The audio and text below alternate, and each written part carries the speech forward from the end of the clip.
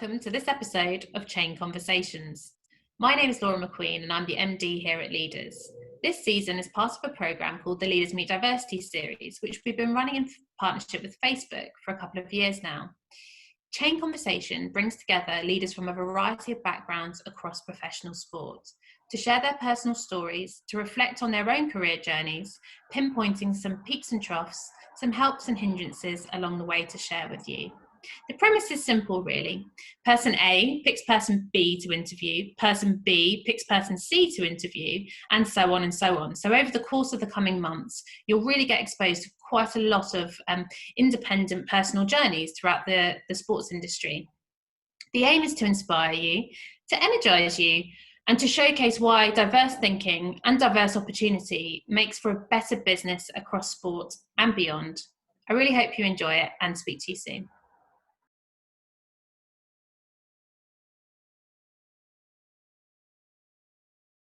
Welcome to this edition of Leaders Chain Conversations. My name is Jason Roberts and I am the Director of Development for CONCACAF. It really was a pleasure and I very much enjoyed being given the opportunity by leaders to have what I thought was a great and insightful conversation with Kate Sloan from Team Marketing on my initial Leaders Chain conversation. So when I was given the opportunity to have some thoughts around who to pick to join me on this chain conversation, my mind immediately landed on my guest. But in the spirit of true transparency, I have to tell you that I am having this conversation with one of my favorite people in the world, a business owner, a creative, an agent of change. And all of that whilst being one of the most humble, genuine people you could wish to meet. Joe Tongue is the CEO of Tongue Tied Management, a registered football agent, and a director and board member of Women in Football. Joe, I hope I didn't embarrass you too much with that introduction. How are you? I'm very well, thank you. Yeah, let's just move on to the next bit. Okay, that's good. All right, so listen, let's start at the beginning and tell us a little bit about your personal journey into the sporting industry. And don't feel under any pressure, but feel free to start with what's been reported as one of your most treasured achievements when you received a McDonald's Branch Employee of the Year award. Yeah, so obviously you and I've worked together for a long time. We started to get to know each other back about 10 years ago when I was a producer at the BBC. So my journey into sport actually started many years before that, when I was just a football fan and obsessed with football. And I went to a very academic school and wasn't quite sure that I wanted to go down the academic pathway. So kind of thought, right, how do I merge the two, academia with football? And thought, I know, I'll be a sports journalist. And obviously there weren't very many female sports journalists that I could see at that point. So I wasn't quite sure how to go about it. So I thought, well, I better learn everything I can about football. So I did my coaching badges. I played a little bit of football when I was at school, but again, this was, 20, 30 years ago. Times have changed a lot since then. There was no girls' football in schools. And then I was lucky enough to get a job at the BBC. But while I was at university, I did, as you mentioned there, I did work very hard at McDonald's. And actually it set me up for life, because it was the hardest job I've ever had. I've never worked so hard. A time to lean is a time to clean. And it was all about teamwork. And seeing as we're here discussing leadership, actually the teamwork and the team ethics that you learn in McDonald's, you had to work as a team, because if the people behind you hadn't cooked the food, then your customers weren't happy. It was such a chain. So yeah, that was kind of my introduction into hard work. And then I got a job at the BBC as a football reporter and literally worked 7 days a week, said yes to everything, started off in the online team, writing football reports, and then eventually started getting sent out in the radio department, moved into TV, and ended up as the editor of 606 for 10 years, which is where you and I met when you were one of the first footballers. I think you were the first current footballer, or one of the first, to come off the pitch and present a football show. And Correct. I think, you know, again, I mean, live radio is, there's nothing better, and there's nothing more scary than being on air. We, you know, everything is live. There's no dump button. What is said goes out as is. And again, that is all about teamwork, because producers, presenters, assistant producers, studio engineers, you all have to work as one. And it's interesting sort of thinking about this whole leadership thing. I would never say, even though I was an editor, I would never say I was the leader of any of the programs. It was just, yeah, I helped guide people editorially, but ultimately it was all about the team around me. Yeah, so that is how we met, and you're right, it was an interesting time coming straight from the pitch into the 606 studio with you leading on that. Even though you said you weren't the leader, it certainly felt like that from our perspective. I know that is a very important part of your journey. How important was it for you in your journey, the fact that you was a producer and an editor and you worked in the sports media? How important was those relationships, and what you learned in what you're doing today? So now I run a production company and a sports agency, and actually all the training and the experiences I had as a journalist have set me up perfectly, because I just learned the industry. I learned how it worked. I learned the media's relationship with footballers and sportsmen and women. And actually all the contacts that I made, everybody I've met throughout my career, I now work with most of them now. You know, we all come through together, and people that you've just met for a coffee, or you just helped out and you never realized you helped out, or they helped you and they didn't realize how much they helped you. Things do tend to come full circle. So now I represent sportsmen and women, both on the pitch and off the pitch. And the media has just become a massive part of their lives. And yes, it's always been there. Media's always surrounded football in particular. But actually, I think even more so now. And it's really important for me to have an understanding of how that world works, to help my players here understand it and also learn how to work with it, rather than, I think back, you know, like I said, when you were still playing and you were one of the first footballers to come and present a football show, that was unheard of back then. But now it would seem, oh, it's very normal. You know, footballers do speak to the media, and we have much better relationships. So I think what I learned back then and my understanding of that helps me be a better agent today. Yeah, actually, I just want to say a brief point on being given that opportunity to do that. I learned so much from, you know, being off the pitch, playing for Blackburn in the Premiership in the Premier League at that time, and having some of the questions about whether you had a good game or a bad game, or having to talk about other players who you knew you were playing against. And I just want to put your mind at rest. There was going to be no revenge on all of the difficult calls that you let go through the system when I was presenting that show. So I want you to be calm on that. But don't you think that's a really interesting point about trust and leaders? So you say, so ultimately I'm the producer, so everything that comes through to you, you've got to trust me with that, and I've got to trust that you're able to handle it. And actually I think that is something that you really look for in a leader, is that you trust them. Because if you didn't trust that I knew what I was doing, or that I had your back, or that I wasn't going to expose you to something, or I wasn't going to let you down. And I think a lot of it is, I was trusting my team. So, you know, we'd sit in the gallery and I was trusting my team next to me to support me, to then give you what we needed to give you. And you're trusting me that I'm giving you that, and you're speaking to X amount of millions of people live on air. So I think that's another thing that's really crucial in leadership is that trust and that relationship. It's also, again, yes, that trust, but also the culture you created. Because whilst I was playing football, I'd come in, it was one of the many things I did in my week. But as I transitioned out of football and into media, you realize all that goes on behind the scenes to put something like that on. And I realized not only did I have so much trust in you all, but you all made it comfortable for me. You created a culture which made it easy for me to do what I was good at and take a lot of the difficulties away from me. So that culture you created within that team was really important. Earlier, you mentioned the fact that you represent players on the pitch as well as off the pitch, but you really were one of the first agents to represent female players when the game started to turn professional there in the UK. And you continued your growth in that area of business. Was that a strategic decision or something more organic?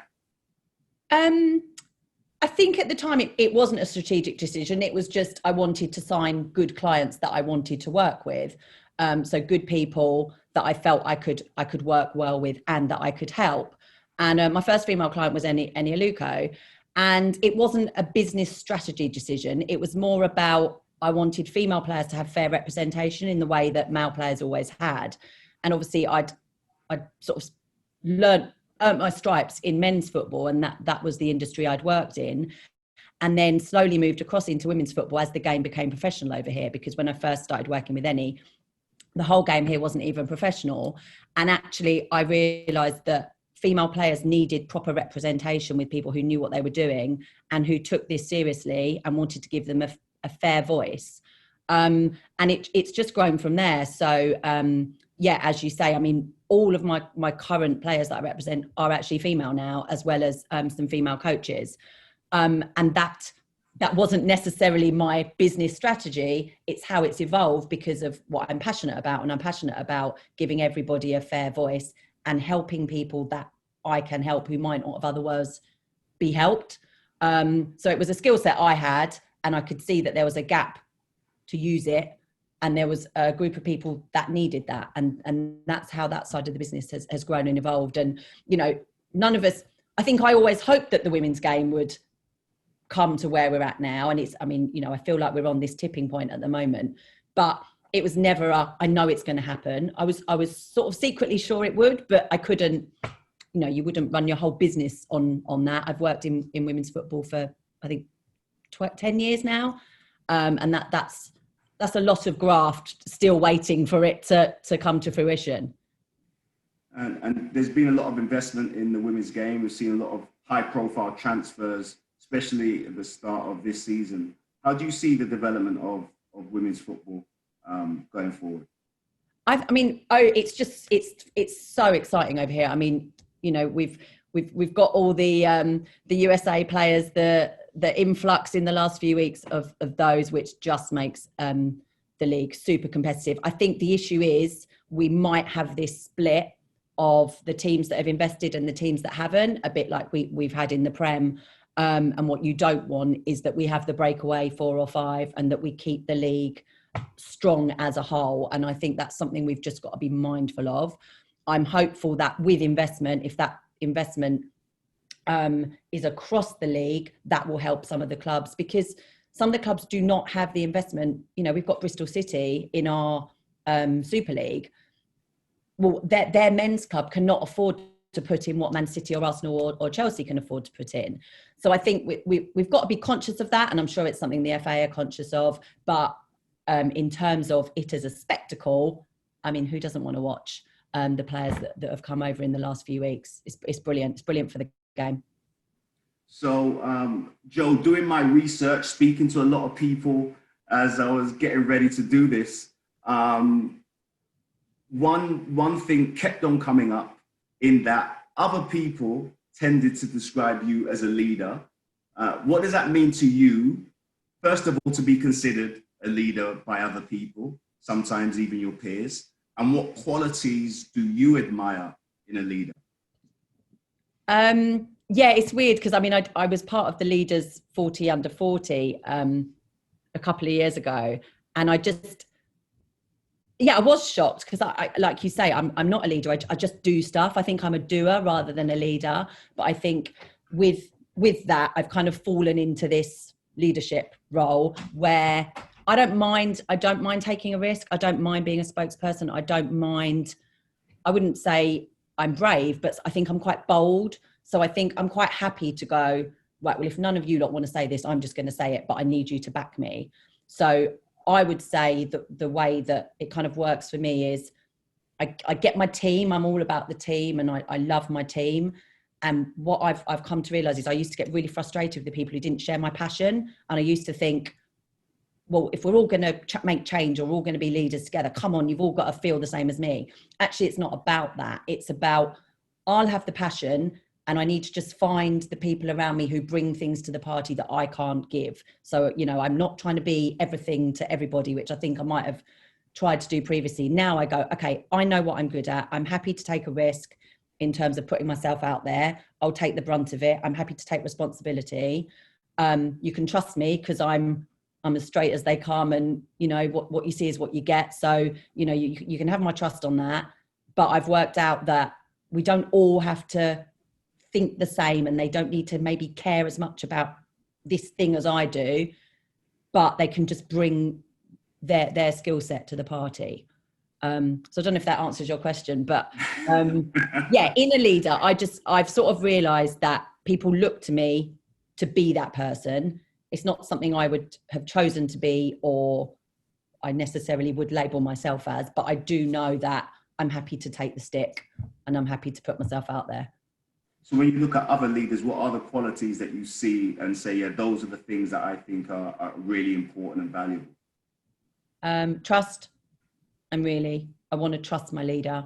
I want standards. I think leaders should have standards. I remember I worked for this amazing guy, Steve Ackerman, at something else. And he used to have this great phrase where if you went, oh, it will do. No, nothing. If it will do, you shouldn't be doing it, because that's not good enough. So if you ever utter the words, it'll do, then you shouldn't be doing it. And I've always sort of kept that in there, because I agree. If I think about something, oh, it will do, just send it, or just do it, or just write that, it will do. Then I just think, no, take yourself out of it, because you don't want this enough. You don't believe in this enough. This doesn't mean enough to you to spend your time on it. So so trust, sort of standards, charisma. I think I quite like my leaders to have charisma, but then I also like my leaders to be calm, because I think you look for things in leaders that you don't have. And I love like Anna Kessel and Jane Purden, who very, very significant women in terms of women in football. They both have this kind of aura of calm about them that makes me feel calm. So sometimes I look for that in a leader, just because it's something that I don't necessarily always have. Several times, Joe, in our discussion so far, you spoke about the team. How important is it for you to ensure opportunities for people coming from marginalized groups or more challenging backgrounds, or from underserved backgrounds in the work that you do, whether that's, you know, mentorship, or whether that's promoting within your team? How important is that to you? I think it's just always been everything to me. It's at the heart of my company, Tongue Tied. It's what we do. And again, it wasn't ever a strategic decision. It's just the way it is. So we have a really diverse range of clients. My teams, I think 606 is, I don't know if it's still the only production team, but our production team was 50-50 male, female, which is really unusual, or certainly was in terms of football media production teams. And it's just something that's important to me, because I think when I was growing up, I didn't have visible people to look at. So part of the reason that I do all the work with women in football, and part of the reason that I'm happy to speak on things like this, is that I think it's really important that young women and young men see that someone who's very normal, you know, I grew up in Southeast London, very sort of normal upbringing, but can be a football agent or can run a company. It would never have occurred to me when I was 14 years old that I'd be a football agent, or I'd run a company, or I could make programs and, you know, fly to Real Madrid and make a documentary with Jose Mourinho. You know, it just would never have occurred to me that that was possible for a young girl. And actually, I think it's really important that I speak to people and say, well, if I can do it with this amount of hard work, then so can you. So I think we have to be visible. And I think it's also up to me to encourage people and show them opportunities. So with the 606, you know, with my production team there, we went out to local pirate radio stations, and I just wanted people that could talk about football. I didn't care if they've been to university. I didn't care if they necessarily had a specific radio background. I just wanted people in the production office that could speak to people like yourself or Premier League footballers, so that when you came in, you felt comfortable in your environment. I knew that if I said, who's, you know, how many goals has Jamie Vardy got from a free kick in the last 2 years? Someone in that production office is so obsessed with football, they're going to know it.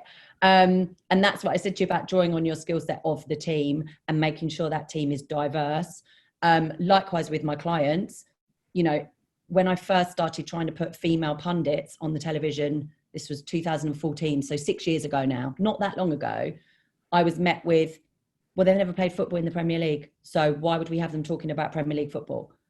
okay, but she's got 80 England caps and she's played for Chelsea and she's played in the States and blah, blah, blah. You know, she is football. Just put her on the telly. And eventually Eni Aluko got a chance on Match of the Day and paved the way for all these other amazing women who it's now the norm that we turn on Soccer Saturday or we turn on Match of the Day or we put the radio on and we hear a female on co-coms. It's just the norm. But 6 years ago, it wasn't the norm. And yeah, I take some pride from that, in that I just thought this should be the norm and I'm going to make it the norm.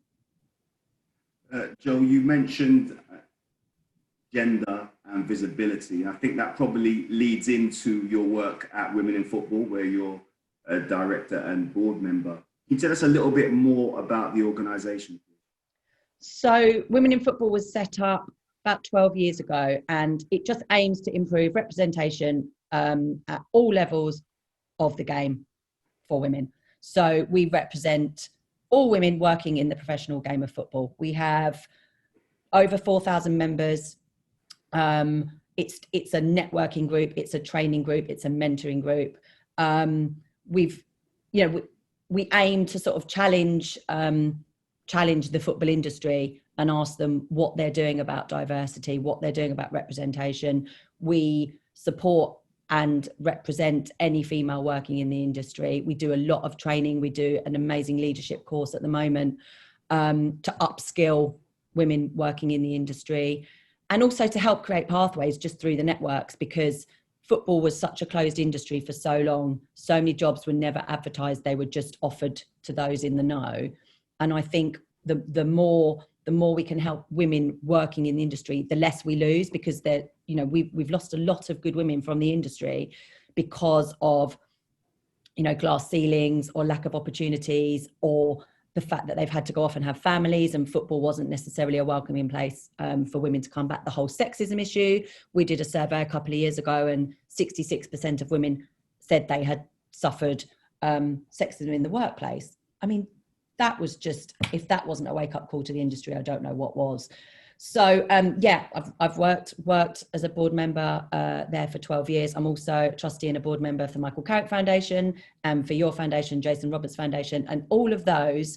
I sort of feel I do my day job so that I could do things like that, because those are the chances where I can make a change, and I can make a change to people's lives, and I can create opportunities, not necessarily in the workplace, but I can just create life or help create life opportunities for young people from all sorts of backgrounds. Jo, as you were speaking there, you highlighted some of the challenges for women working in the football industry. And I think we've seen the similarities, people from a Black and ethnic minority background.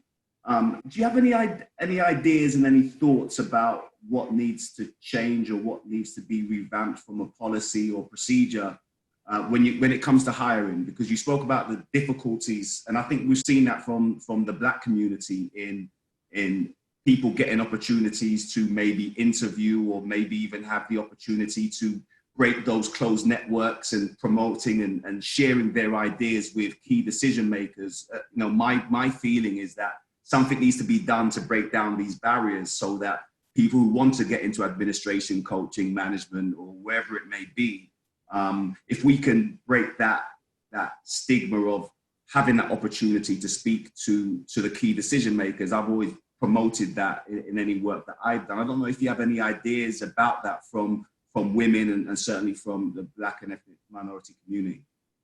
I think my personal view is I love the 30% club, where 30% of boards should have a female on their board.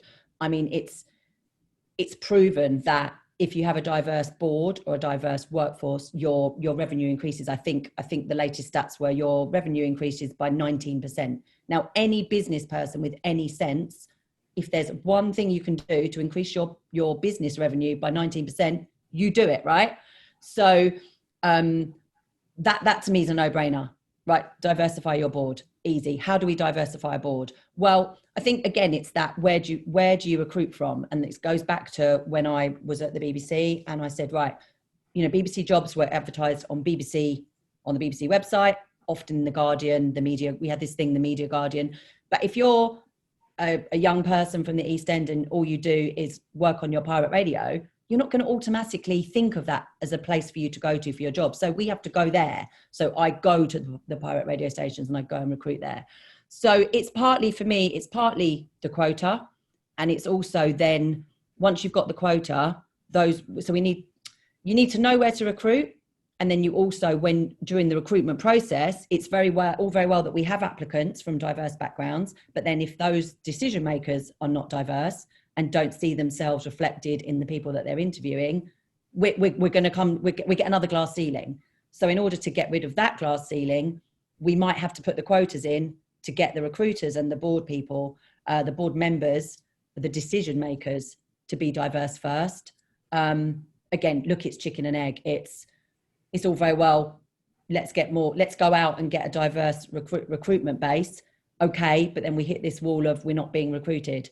Well, the only way that's going to change is if the top board line changes, and that might have to be done by a quota. So you spoke about changes there. What was football's and the stakeholders' reactions to you and Women in Football highlighting these specific issues and potential policy changes, etc.? And how did you win their trust? How did you start that process of engaging with them? Oh, it's changed so much. It's changed so much. And do you know what? We're in such an exciting place at the moment because I feel people want to make change. People realise that all the years that they've just rested on their laurels and let this happen. And like I said to you, I feel we've lost lots of talented people from our industry. So when Anna Kessel and Shelley Alexander first set up Women in Football, I think Anna wrote to the FA and said, we're thinking of creating this network of women who work in the industry. Could we have some support, or could we do it with you? And you have to remember that at the time, the FA board, I think, had 90 men and 1 female, or 100 and something men and 1 female. And it was obviously met with horror and no, absolutely, anyway, it didn't happen, put it that way. Whereas now, I think, we work very closely with the FA, we work very closely with lots of football stakeholders. And I think it is just because they've realised the business case, the business case and the moral case. Yet one, it's the right thing to do. We're 50% of society, so of course we should be included in the industry. But also, I think because football is such a business, even if you don't feel it's the right thing to do, and if you don't care about it moralistically, you will care about it from a business case. And like I said to you, I think it's 19% increased revenue. So yeah, now I feel we're in a really strong place. People are listening to us. Change is happening. Change has happened. The industry is so different to how it was 20 years ago when I started out. You'd go to a press conference, you'd be the only female there. You'd sit in I'd sit in a press box. You'd be asked where the sugar was for the tea or where the team sheets were, and it was assumed that you were just there to assist the clever men who are writing the match reports. And who are you, this young 21-year-old who thinks she knows about football? And I mean, that would, I don't see it happening now, because the press box is a much more diverse place. Football grounds are a much more diverse place. You go to a press conference, it's a much more diverse room. And that's only a good thing. Last question, I promise. I know I have a time constraint. You have mentioned there about the press box and the changes. So from that context, what advice would you give to a young Joe Tongue or to young people aiming to make a contribution and to work in the sporting industry? Just love football. Just love what you do, because this industry is too hard. It's 24/7. It's constant. It's competitive. It's frustrating. It's tough. But if you love football, you get up every day and you talk about football. We come into this office every morning and we talk about the football we watched last night, or we talk about what games people are playing in, or we talk to our players and reflect on their performances at the weekend, or we talk to our broadcasters and how they felt their analysis went. And that is a joy. Like, remember, I worked in McDonald's for 4 years. This is a joy. So yeah, just love football, and also don't panic if you can't do everything. Because like I said to you, I think the one thing I've realised is I used to think I had to be great at everything. And actually, no, you don't. You can work out what you're good at. If you're a good communicator, you might be best on air. If you're a good player, obviously just you know, hone your skills on the grass and focus on that and nothing else. If you're a good writer, like, you know, my skill set was when I was younger, learn that, hone that. So don't feel you have to do everything. But overall, just love the sport. That's a wonderful way to end. Thank you very much. And thank you for joining me on this Leaders Chain conversation. It really was fantastic, and it was a great experience. So thank you very much.